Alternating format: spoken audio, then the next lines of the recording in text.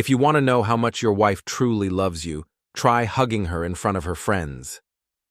I learned this lesson the hard way on a Tuesday night at Morrison's bar, when my marriage faded in front of 12 witnesses. Before we dive deeper into this story, I have one small request. Please subscribe, drop a like, comment, and hit that hype button to boost this channel so more people can discover these incredible Reddit stories. My name is Caleb Monroe, and I'm 39 years old. I own Monroe Packaging Solutions, a regional company that supplies boxes and shipping materials to mid-sized businesses across the Midwest. It's not glamorous work, but it pays well enough to afford a nice suburban home, 2 cars, and my wife Nina's expensive tastes. Nina Monroe is 35, beautiful in that polished way that costs money, and runs her own event planning business called Elegant Affairs. She specializes in corporate galas and high society weddings for the city's elite. We've been married for 8 years, and for the last 2, I've felt like a stranger in my own house. That Tuesday night started innocently enough. Nina had organized a small gathering at Morrison's to celebrate landing a major contract with the Riverside Country Club. She'd invited her usual crowd, her business partners Ava and Sienna, a few clients, and some mutual friends from our early marriage days.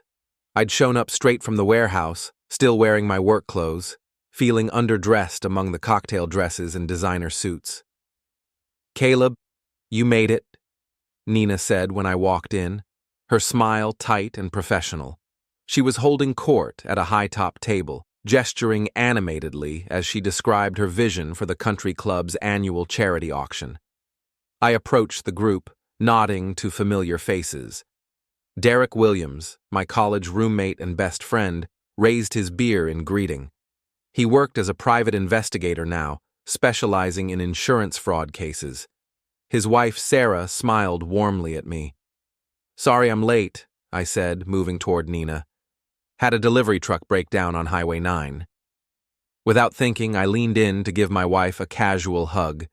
It was the kind of gesture married couples make automatically, a small display of affection and connection.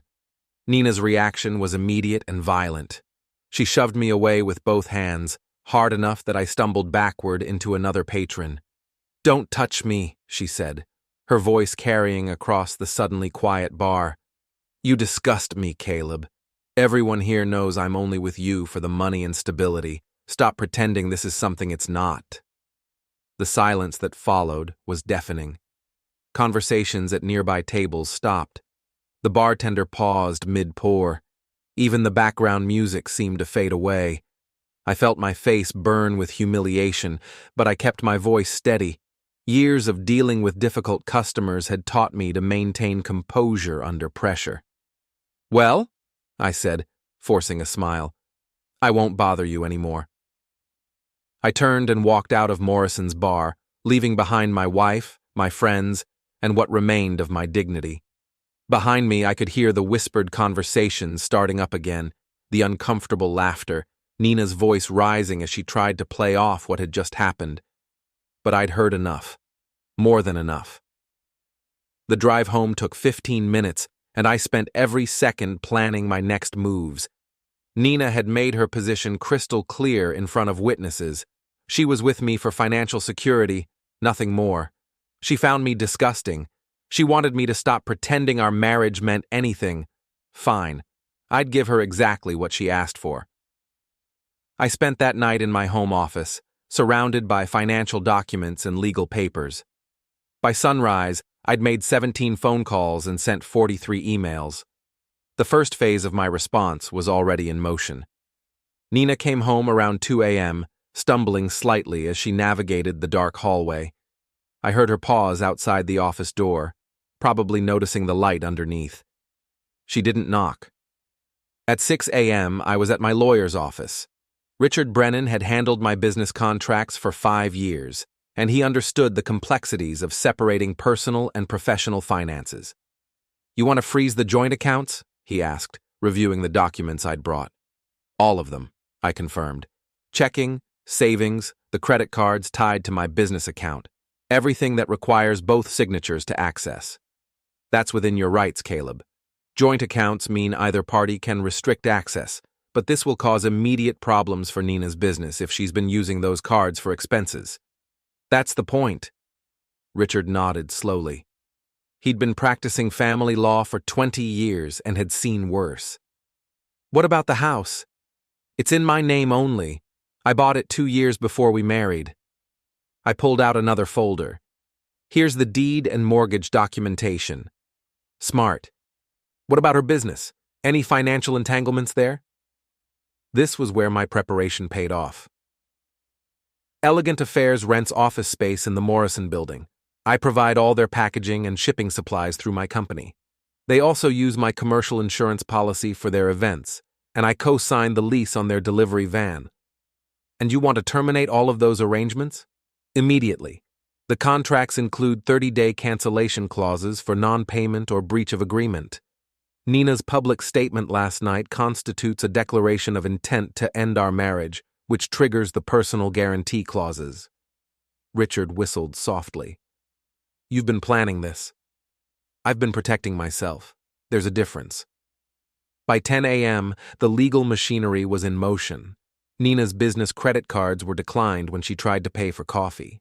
Her assistant, Melissa, called me directly when the office lease payment bounced. Mr. Monroe, there seems to be some kind of mistake with the account. The property management company says the check was returned for insufficient funds. No mistake, Melissa. As of today, I'm no longer financially responsible for Elegant Affairs. Nina will need to make her own arrangements. But sir, we have the Riverside Country Club event this weekend.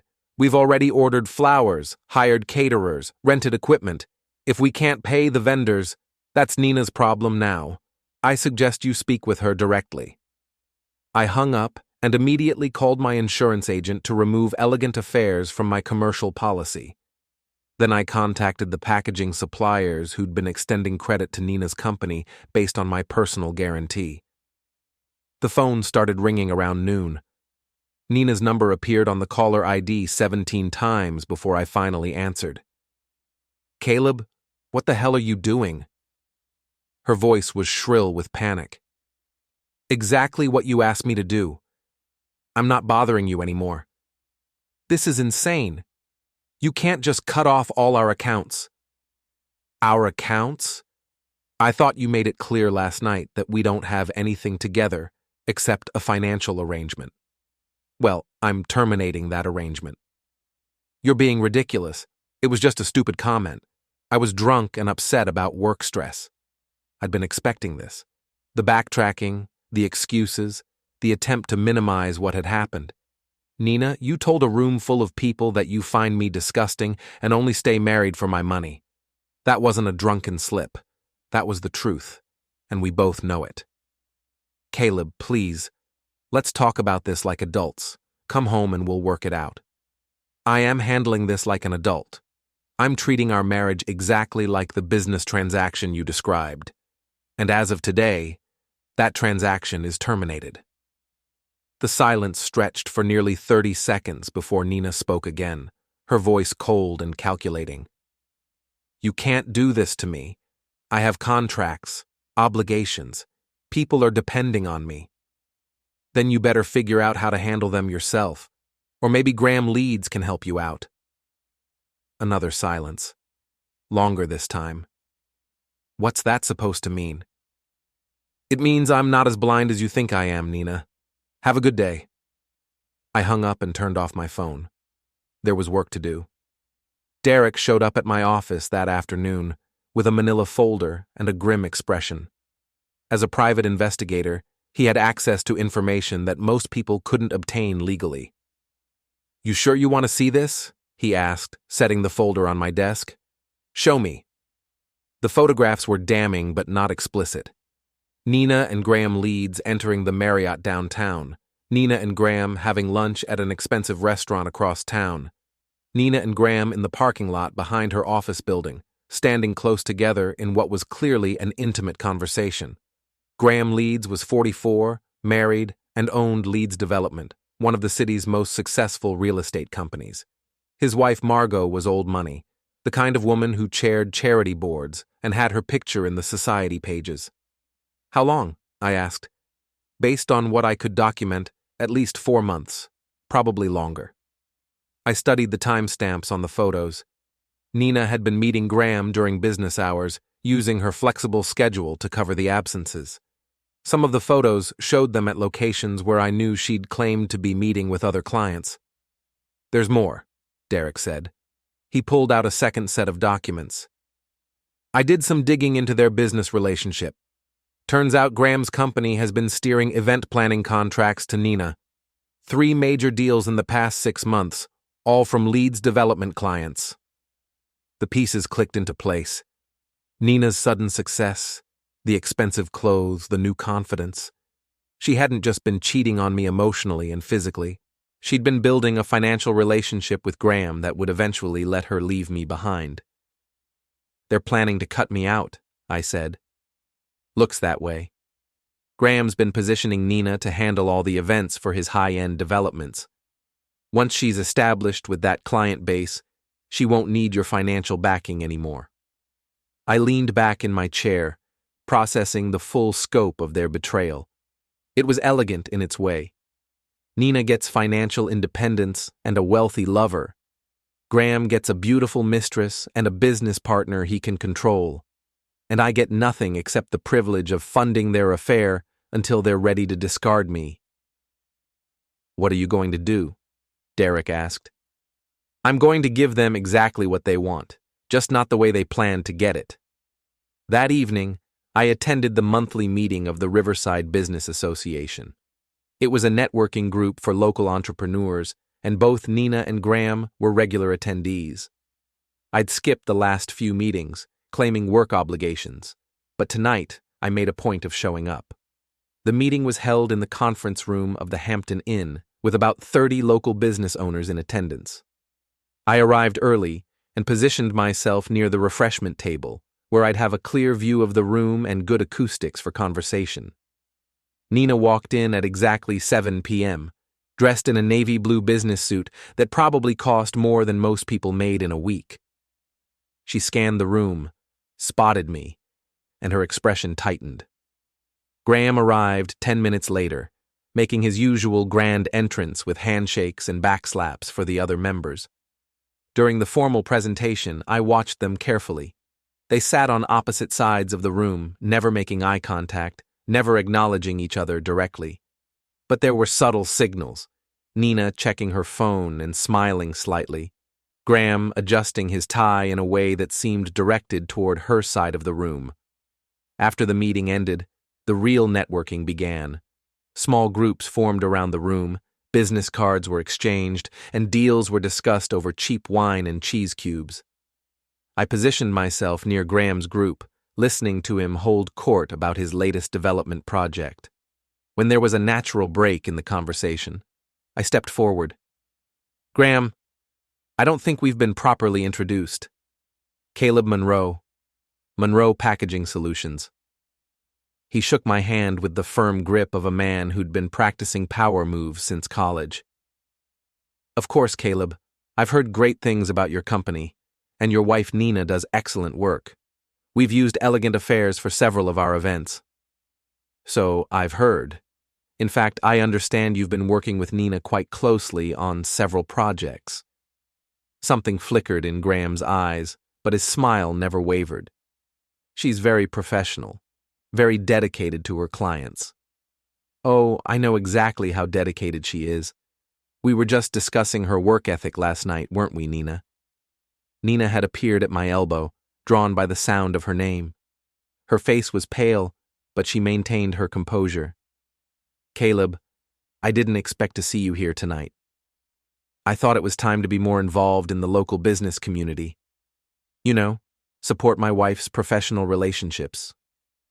The conversation continued for another 10 minutes, with Graham and Nina working hard to appear casual while I asked pointed questions about their business dealings.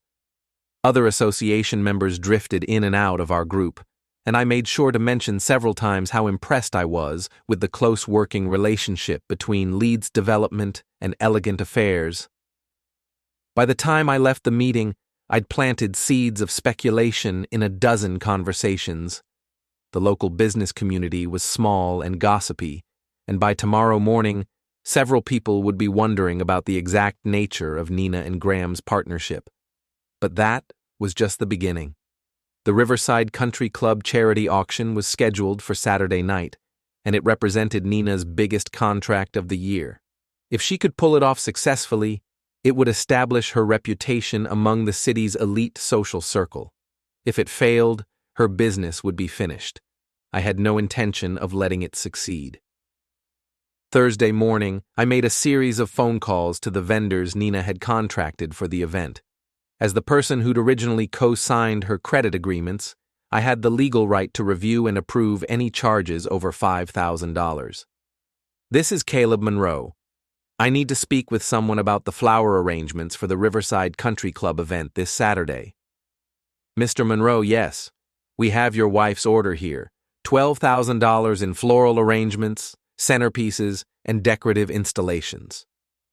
I'm calling to inform you that I'm withdrawing my personal guarantee on that order. If you want to proceed, you'll need payment in full before delivery. The silence on the other end stretched for nearly 30 seconds. Sir, we've already purchased the flowers and begun the arrangements. If we can't deliver them, we'll lose thousands of dollars. Then I suggest you contact Nina directly about payment arrangements. This is no longer my responsibility. I made similar calls to the catering company, the rental equipment supplier, and the photographer. By Thursday afternoon, Nina's phone was ringing constantly as vendors demanded immediate payment or threatened to cancel their services. She showed up at my warehouse at 4 p.m., her usual polish cracked around the edges. Her hair was slightly disheveled, and there were stress lines around her eyes that makeup couldn't quite hide. "We need to talk," she said, pushing past my secretary into my office. "I'm busy, Nina. I have a business to run." "Cut the act, Caleb. You're sabotaging my event, and we both know it." I leaned back in my chair, studying her face. "I'm not sabotaging anything. I'm simply withdrawing my financial support from your business ventures. You made it clear that our relationship is purely transactional, so I'm ending the transaction. This is about more than just our marriage. You're trying to destroy my career. Your career was built on my credit and my business connections. If you can't maintain it without my support, then maybe it wasn't as successful as you pretended." Nina's composure finally cracked. "You bastard. You know I can't get replacement vendors this close to the event.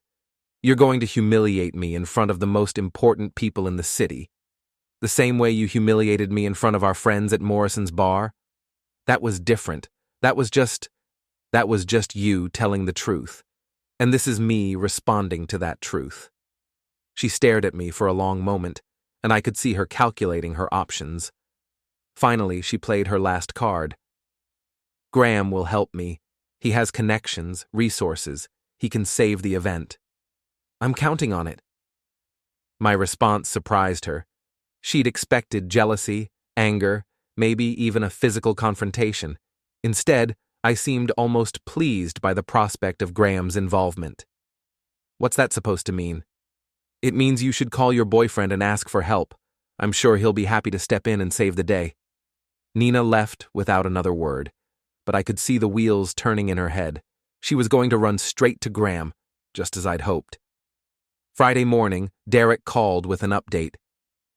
"Graham's been making calls all over the city trying to line up replacement vendors for Nina's event. He's throwing around a lot of money and calling in favors." "Good, let him." "Caleb, what aren't you telling me? You're way too calm about this." "Did you get the information I asked for?" "Yeah, but I don't understand why you wanted it. Graham's wife, Margot, is chairwoman of the charity auction. She's been planning this event for months, and it's her biggest social obligation of the year. And she has no idea that her husband is sleeping with the event planner. No idea at all. But Caleb, if you're thinking about telling her—" "I'm not going to tell her anything. I'm going to let Graham do it himself." Saturday evening arrived with unseasonable warmth for October. The Riverside Country Club was decorated with the kind of understated elegance that only serious money could buy. Luxury cars filled the parking lot, and guests in formal attire made their way toward the main ballroom. I hadn't been invited to the auction, but that didn't matter. I had other plans. At exactly 8 p.m., when the auction was scheduled to begin, I sent a single email to Margot Leeds. The subject line read, "Regarding your husband's business relationship with Elegant Affairs." The email contained no accusations, no explicit claims of adultery. Instead, it included a series of photographs Derek had taken over the past week, showing Graham and Nina working closely together to save the charity auction. The images were perfectly innocent individually, but together they painted a picture of intimacy and collaboration that would be impossible for a wife to ignore. The final photograph showed Graham and Nina embracing in the parking lot behind her office building, clearly celebrating their success in securing replacement vendors for the event. I included a brief note. "Mrs. Leeds, I thought you should be aware of how dedicated your husband has been to ensuring the success of tonight's charity auction. His personal attention to the event planning details has been remarkable. A concerned friend." Then I sat back and waited. The explosion came at 9:30 p.m. during the live auction portion of the evening. I wasn't there to witness it personally, but Derek had positioned himself at the bar with a clear view of the main ballroom, and he provided a detailed account later. According to Derek, the evening had been proceeding smoothly. Nina had managed to pull together replacement vendors, and the event was running flawlessly. Graham was working the room like the seasoned politician he was, schmoozing with potential clients and basking in the success of his behind-the-scenes efforts. Margot Leeds had been the perfect hostess, elegant in a black evening gown that probably cost more than most people's cars. She'd welcomed guests, introduced speakers, and maintained the kind of gracious composure that came from a lifetime of high society events. The live auction was featuring a week-long vacation to Tuscany when Margot's phone buzzed with my email. Derek watched her check the message, her expression shifting from mild curiosity to confusion to dawning horror as she scrolled through the photographs. What happened next became legendary in the city's social circles. Margot walked calmly to the front of the ballroom, where the auctioneer was trying to drive up bids for the Tuscany package. She whispered something to him, and he handed her the microphone. "Ladies and gentlemen," she said, her voice carrying clearly through the room's sound system, "I need to make an important announcement about tonight's event." The room fell silent. Graham, who had been standing near the back of the ballroom, began moving toward the front with a puzzled expression. "As you know, this charity auction has been organized by Elegant Affairs under the direction of Nina Monroe. What you may not know is that Mrs. Monroe has been working very closely with my husband Graham to ensure tonight's success." Nina, who had been coordinating with the catering staff near the kitchen entrance, froze when she heard her name. "In fact," Margot continued, her voice growing stronger, "their collaboration has been so intimate and dedicated that I feel it deserves special recognition." She gestured toward the large screen that had been displaying photographs of the charity's work throughout the evening. Suddenly, my photographs appeared on the screen, blown up to enormous size for the entire room to see. The first image showed Graham and Nina having lunch at an expensive downtown restaurant. The second showed them entering the Marriott Hotel together. The third captured their embrace in the parking lot, Graham's hands on Nina's waist, her face turned up toward his. The room erupted in gasps, whispers, and the distinctive sound of 200 wealthy people suddenly realizing they were witnessing a spectacular social disaster. "I think," Margot said, her voice now carrying a razor edge, "that we should all give them a round of applause for their dedication to tonight's cause." She began clapping slowly, the sound echoing through the suddenly silent ballroom. A few people joined in uncertainly, not sure whether this was some kind of elaborate joke or performance art. Graham had reached the front of the room by then, his face white with shock and panic. He reached for the microphone, but Margot stepped away from him. "Margot, this isn't what it looks like," he said, his voice carrying without amplification. "Really?" she replied, still holding the microphone. "Because it looks like my husband has been having an affair with our event planner, and I just shared the evidence with 300 of our closest friends and business associates." The room was now in complete chaos. Some guests were pulling out their phones to record the confrontation. Others were heading for the exits, unwilling to be associated with the scandal.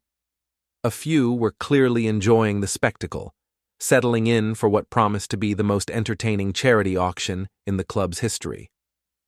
Nina had disappeared entirely, probably fleeing through the kitchen exit. Graham was making desperate gestures, trying to signal for someone to cut the power to the microphone system. The auctioneer had retreated to a safe distance, clutching his gavel like a weapon. "Ladies and gentlemen," Margot announced, "I'm afraid this concludes tonight's auction. Please enjoy the remainder of your evening, and thank you for your support of our charity. I'm sure this will be an event you'll remember for years to come." She set the microphone down on the podium, walked directly to where Graham was standing, and slapped him across the face with enough force that the sound carried across the entire ballroom. Then she walked out, leaving behind her husband, her marriage, and what remained of Graham's reputation. The aftermath was swift and brutal. By Sunday morning, the story was all over social media, with multiple videos of Margot's announcement and Graham's humiliation circulating on every platform. The local newspaper ran a front-page story about the charity auction scandal, complete with photographs and speculation about the impact on both Leeds' development and elegant affairs. Nina's business collapsed within a week. Every client canceled their contracts, unwilling to be associated with the scandal. Her office lease was terminated when she couldn't make the payments. Her business insurance was canceled when I withdrew my policy coverage. Graham's situation was even worse. Margot's divorce attorney was one of the most ruthless in the state, and she went after his assets with surgical precision. Leeds Development lost 3 major contracts when clients decided they didn't want to work with a company embroiled in a public adultery scandal. The city's business community, which had always been conservative and family-oriented, turned their backs on Graham completely. Within 2 weeks, both Nina and Graham had become social pariahs in a city where reputation was everything. As for me, I became something of a folk hero. The story of the wronged husband who'd orchestrated such a perfect revenge spread through the business community like wildfire. Orders at Monroe Packaging Solutions increased by 30% as local companies decided they wanted to work with someone who'd shown such strategic thinking and loyalty to principle. Derek summed it up perfectly when he stopped by my office the following Monday. "You know," he said, settling into the chair across from my desk, "when Nina said she was only with you for the money, she had no idea how expensive that statement was going to be." I leaned back in my chair, looking out the window at the warehouse floor where my employees were busy filling orders. Business was good, better than it had ever been. "She got exactly what she asked for," I said. I stopped bothering her, permanently. The divorce papers were filed the next day. Nina didn't contest anything, probably because she had no money for legal fees and no assets left to fight over. Graham's marriage ended even more spectacularly, with Margot taking him for everything he was worth in a settlement that made headlines across the state. 6 months later, I heard that Nina had moved back in with her parents in Ohio, working as a receptionist at a small insurance office. Graham had declared bankruptcy and was selling used cars at a lot on the outskirts of town. As for me, I was doing better than ever. The business was thriving. I'd bought a new house in a better neighborhood, and I was dating a wonderful woman named Jennifer, who appreciated both my sense of humor and my approach to problem solving. Sometimes, when people asked me how I'd managed such a perfect revenge, I told them the truth. I simply gave Nina exactly what she said she wanted. She'd made it clear that our marriage was nothing but a financial arrangement, and that she found me disgusting. So I ended the financial arrangement and stopped disgusting her with my presence. It was, I thought, the most loving thing I could have done.